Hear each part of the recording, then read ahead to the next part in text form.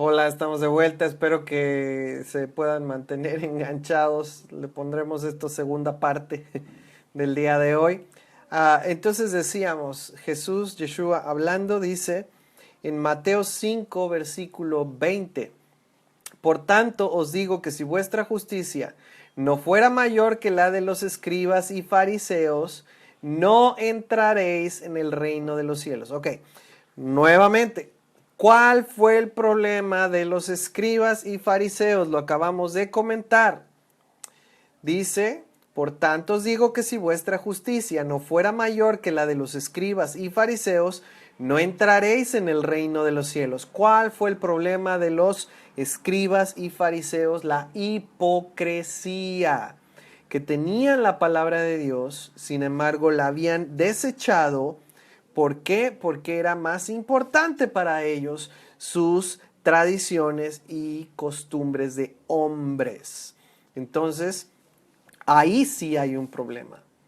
Porque entonces dice Dios, no entraréis en el reino de los cielos. Ahí hay un problema y grave. Entonces hay que tener mucho cuidado con esto. Vamos a Mateo 7:21. Aquí estamos empezando. Mateo 7:21. A ver una diferencia. Mateo 7:21. Hay una diferencia para Dios. A lo mejor para nosotros no, pero para Dios sí. Hay una diferencia para Dios entre aquellos que sin saber cometen un error, lo que se llama pecado por hierro o por error, por ignorancia, y aquellos que conociendo la verdad, teniendo la verdad, y es el caso de los fariseos, han decidido voluntariamente, conscientemente permanecer en el error. Y eso es algo serio, muy grave. No están parados igual delante de Dios. El que comete pecado por error, por ignorancia, a el que conociendo la palabra de Dios, conociendo sus mandamientos, peca deliberadamente, cae en el error deliberadamente. Y eso es el por qué es tan fuerte la advertencia a los escribas y a los fariseos, por su hipocresía. Dice Mateo 7:21, no todo el que me dice Señor, Señor, entrará en el reino de los cielos, sino el que hace la voluntad de mi Padre que está en los cielos. Ok, ¿cuál es la voluntad del Padre que está en los cielos? La tenemos por escrito. Su palabra, desde Génesis hasta Apocalipsis. Muchos me dirán en aquel día, Señor, Señor, ¿no profetizamos en tu nombre y en tu nombre echamos fuera demonios? ¿Y en tu nombre hicimos muchos milagros? ¿A quién se estará refiriendo? Entonces les declararé, nunca os conocí, apartaos de mí, hacedores, hacedores de maldad. Ok, necesitamos saber quiénes son estos para asegurarnos de que no estamos ahí cometiendo los mismos errores. Apartaos de mí, hacedores de maldad.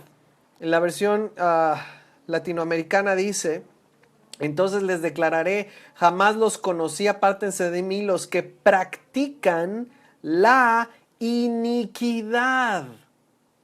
Miren, para los que hablan inglés, dice, I never knew you, depart from me, you workers of lawlessness. Lawlessness, iniquidad. Lawlessness ya en inglés te dice mucho, ¿sí? Falta de ley, la práctica de la falta de ley. Pero mira, vamos al diccionario 723, esa palabra maldad o iniquidad es la palabra 458 en el diccionario, que es anomía. Quiere decir literalmente ilegalidad, violación de la ley, infracción de la ley. Lo que Juan nos dijo, infracción de la ley es el pecado. Entonces, ¿quiénes son a los que él va a apartar de él? Jesús, Yeshua. Apartaos de mí los que practican la violación de la ley, la ilegalidad. Y ahí es donde está algo de mucho cuidado para ti y para mí. Para los que por error o por ignorancia lo hacen, pues todavía hay gracia, misericordia. Pero para aquellos que deliberadamente, conociendo la palabra, la instrucción, las leyes de Dios, y decididamente las violan, se están poniendo en el mismo club, en el mismo grupo que los fariseos y los escribas, y es muy peligroso. Dios llama eso hipocresía. Entonces, eso es una advertencia para ti y para mí. Voy a leer un poquito antes, ahí en el verso 15. Fíjate, está hablando de la ilegalidad y está haciendo una advertencia en contra de ello. Poquito antes vemos el contexto. Mateo 7:15 dice: guardaos de los falsos profetas, que vienen a vosotros vestidos de ovejas, pero por dentro son lobos rapaces. ¡Ojo! Por sus frutos los conoceréis. Qué importante es entender esto. Falsos profetas. ¿Quién es un profeta? Alguien que habla de parte de Dios y dice que es un falso. O sea, que te dice que habla de parte de Dios, pero que en realidad no es así. Vienen vestidos de ovejas, o sea, se parecen al pueblo de Dios, las ovejas del pueblo de Dios. Se parecen, pero por dentro no son del pueblo de Dios. Son lobos rapaces, son alguien que está buscando devorar, robar, matar y devorar. En otras palabras, están siendo dirigidas por el adversario, el diablo. ¿Y cómo vamos a distinguir? ¿Cómo los vamos a reconocer? Por sus frutos, sus acciones, su forma de vivir, no sus palabras, sus frutos, el resultado de su forma de vivir. Dice: ¿acaso se recogen uvas de los espinos o higos de los abrojos? Así todo buen árbol da buenos frutos, pero el árbol malo da frutos malos. No puede el buen árbol dar malos frutos, ni el árbol malo dar frutos buenos. Todo árbol que no da buen fruto es cortado y echado en el fuego. Así que por sus frutos los conoceréis. Inmediatamente después de eso, ¿qué dice? Aguas, porque no todos estos que practican la ilegalidad van a entrar al reino de los cielos. Vuelvo al mandamiento. El que guarda sus mandamientos y los enseña es llamado grande. El que los quebranta y enseña de esa manera va a ser llamado el más pequeño en su reino. Pero venimos a esta segunda parte. El que conociendo los rompe y los viola, no entrará en el reino de los cielos. Y eso está fuertísimo.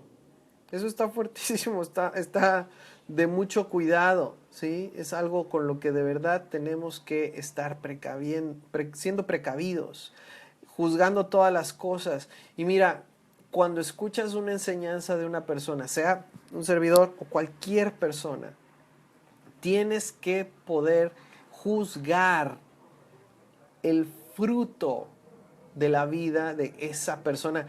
Mira, no es para juzgar en sí a la persona o condenarla, eso no nos toca a nosotros, ¿sí? Yo no soy la persona que va a decidir si una persona es culpable o no, si es justa o no. Eso es solamente algo que Dios puede hacer, ¿sí? Gracias a Dios. No nos toca a nosotros juzgar para condenar a una persona, pero sí nos toca juzgar sus acciones para determinar si es un falso profeta o no, para determinar si es alguien a quien yo voy a escuchar y voy a seguir sus enseñanzas o no. Es tan tremendo y tan terrible, y de verdad lo digo con tanto dolor, con tanta pena ajena. ¿Cuántos ministros el día de hoy se paran delante de una congregación a hablar en nombre de Dios y están viviendo en adulterio? ¿O ya están totalmente separados de sus familias por el adulterio? Ministros de alabanza. Y ojo, no voy a mencionar nombres. No es nuestro lugar el condenar a las personas, pero sí el juzgar sus frutos y determinar si es alguien a quien nosotros deberíamos o no estar escuchando. Es un ejemplo nada más. Por sus frutos, ¿vive de acuerdo a lo que enseña la palabra de Dios o vive de acuerdo a sus propias enseñanzas y doctrinas? Eso es algo que constantemente ponemos como un espejo para nosotros mismos. Es algo tremendo. Ezequiel 22, 23. Ezequiel 22, 23 habla de esto mismo. Vamos ahí. 22, 23. Ezequiel 22, 23 dice: vino a mí palabra de Jehová diciendo: Hijo de hombre, dile a ella, tú no eres tierra limpia, ni rociada con lluvia en el día del furor. Hay conjuración de sus profetas en medio de ella, como de león rugiente que arrebata la presa. Acuérdense quién es el que anda como león rugiente, buscando a quien devorar. Entonces hay conjuración de sus profetas en medio de ella, como de león rugiente que arrebata la presa. Devoraron vidas, tomaron haciendas y honra, multiplicaron sus viudas en medio de ella. Sus sacerdotes violaron mi ley y contaminaron mis santuarios. Entre lo santo y lo profano no hicieron diferencia, ni distinguieron entre inmundo y limpio. O sea, no juzgaron ni hicieron una diferencia entre lo que es bueno y lo que es malo. Al contrario, muchas veces a lo bueno le llamaron malo y a lo malo le llamaron bueno. Ok, seguimos. 27. Sus jefes en medio de ella son como lobos que arrebatan la presa. Derraman sangre para destruir las vidas, para obtener ganancias injustas. O sea, van tras el dinero. Sus profetas recubrían con lodo suelto, profetizando vanidad y prediciéndoles mentira, diciendo: así ha dicho Jehová el Señor. Y Jehová no había hablado. En otras palabras, están hablando lo que la gente quiere escuchar, no lo que Dios dice. El pueblo de la tierra oprimía y robaba, al afligido y necesitado hacía violencia, y al extranjero oprimía contra derecho. Está hablando de los últimos tiempos. Está hablando de los lobos que vendrán, que estarán entre el pueblo, que de hecho ya están ahí, enseñando cosas, hablando en nombre de Dios, y sin embargo Dios no ha hablado. Más bien diciendo lo que la gente quiere oír para su propio beneficio y para su propia ganancia. Me voy a brincar a Ezequiel 34. Ezequiel 34, 10. Ezequiel 34, versículo 10 dice: así ha dicho Jehová el Señor, yo estoy contra los pastores y demandaré mis ovejas de su mano. Haré que dejen de apacentar mis ovejas y ya no se apacentarán más los pastores a sí mismos, pues yo libraré a mis ovejas de sus bocas y no les serán más por comida. Mira, y lo digo con mucho cuidado, hay de todo entre el pueblo de Dios. Hay pastores que están siendo fieles a Dios, guías que están buscando realmente dirigir a la gente en la palabra de Dios, hacia lo que Dios enseña en su palabra. Y hay gente que se está apacentando a sí misma. Y eso no lo digo yo, lo dice la palabra. Eso sucede el día de hoy. Que están buscando simplemente beneficiarse a sí mismos a costa de la gente, hablando lo que la gente quiere escuchar. Mira, ayer fuimos a una librería aquí en la frontera, en Estados Unidos. Y nos encanta ir a las librerías, es de lo que más nos gusta hacer como familia. Cada quien agarra su sección, se van mis hijos a ver los libros de niños, mi esposa agarra su sección, yo agarro mi sección. Nos gusta mucho. Y por no dejar paso de vez en cuando por la sección de los libros cristianos. Es impresionante los temas, los libros que más se ven y que más se venden. Te doy una clave. No tiene nada que ver con la voluntad de Dios no tiene nada que ver con la palabra. Los libros que más se venden, que más se ven y se publican y están en las librerías, son aquellos que tienen que ver con mi yo. ¿Cómo puedo ser bendecido? ¿Cómo puedo tener una vida de éxito? ¿Cómo puedo ser prosperado? ¿Cómo puedo ser sano, libre, exitoso, más poderoso, un mejor líder, etcétera, etcétera, etcétera? Tienen que ver con el yo. ¿Por qué será que lo que más vende, que lo que más se publica, que lo que más se ve, tiene que ver con nosotros mismos y no con Dios y su voluntad, su palabra? ¿Por qué? Porque es lo que nos gusta oír, es lo que a la carne le gusta oír, ¿sí? Y es lo que desgraciadamente buscamos más, aquello que habla a nuestros deseos, a nuestra carne, a lo que es temporal. Lo único que busca la voluntad de Dios, su palabra, sus deseos, es el Espíritu de Dios en nosotros, que nos guía hacia lo que Dios quiere. La carne no busca eso. Entonces, no es de extrañarse que por muchos años, cientos de años, muchas veces, lo que se ha enseñado, lo que se ha escrito, tiene que ver más con el yo y lo que satisface a mi yo, y no tanto con los deseos y la voluntad de Dios y lo que satisface a Dios. Hay voces que se están levantando, haciendo notar esto. Sin embargo, muchas veces son calladas, son hechas a un lado, son tenidas como, alarmistas o simplemente no se les toma en serio. Esto es muy real y está sucediendo el día de hoy. Ahora, ¿a qué vamos nosotros? A estudiar y conocer lo que está escrito. ¿Para qué? Para probar todas las cosas, para probar todo lo que llega a nuestros oídos, toda enseñanza que vemos, oímos, y poder decir esto es de Dios, esto es del hombre. Y entonces decidir sabiamente, ¿ok?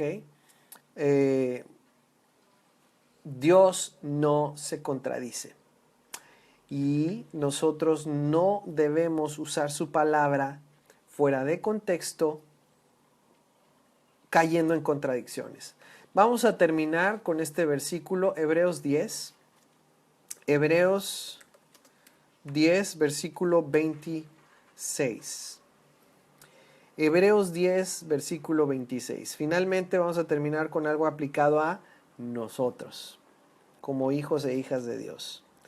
Esto es algo que es muy importante. El día de hoy estaba escribiendo una nota con respecto al accidente aéreo del equipo brasileiro y la gente que iba ahí, los reporteros, y fue una tragedia, es algo muy triste.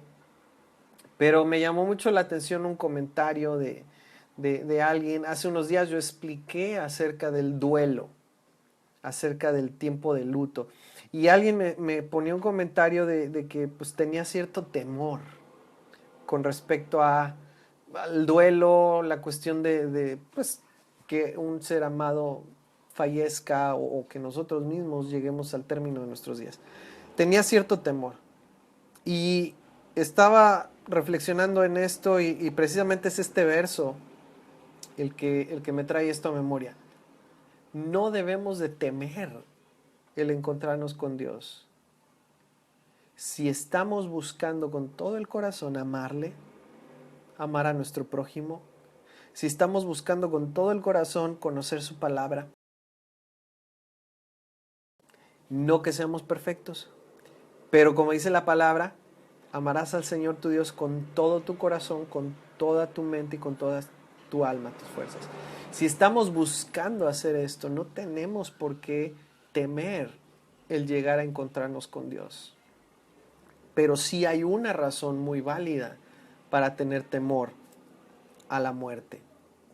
Vamos a ver qué dice Hebreos 10, 26. Dice, Hebreos 10, 26. Si pecamos voluntariamente, después de haber recibido el conocimiento de la verdad, ya no queda más sacrificio por los pecados, sino una horrenda expectación de juicio y de hervor de fuego que ha de devorar a los adversarios. El que viola la ley de Moisés por el testimonio de 2 o 3 testigos muere irremisiblemente. ¿Cuáles son los testigos? El cielo y la tierra. ¿Cuánto mayor castigo pensáis que merecerá el que pisotee al Hijo de Dios? Y rugen aquí al lado.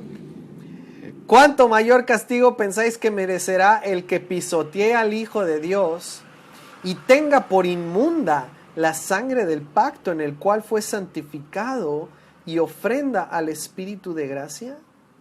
Pues conocemos al que dijo, mía es la venganza, yo daré el pago, dice el Señor, y otra vez, el Señor juzgará a su pueblo. Y ahí sí, horrenda cosa es caer en manos del Dios vivo. Entonces, ¿qué es lo que nosotros tenemos que hacer para vivir tranquilos?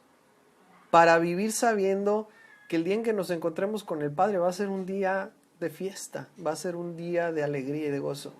Sencillamente buscar conocerle, buscar amarle con todo el corazón y dejar que ese amor se manifieste. ¿Cómo? Buscando obedecer sus mandamientos, sus leyes, no por obligación, no para ser salvos, sino a consecuencia de que hemos sido hechos salvos. Por el grande amor, por el gran perdón que nos ha sido dado. ¿Sí? Y termino con esto ya. Es el ejemplo del adulterio. Una persona que cae en adulterio, y en la Biblia tenemos el ejemplo de David.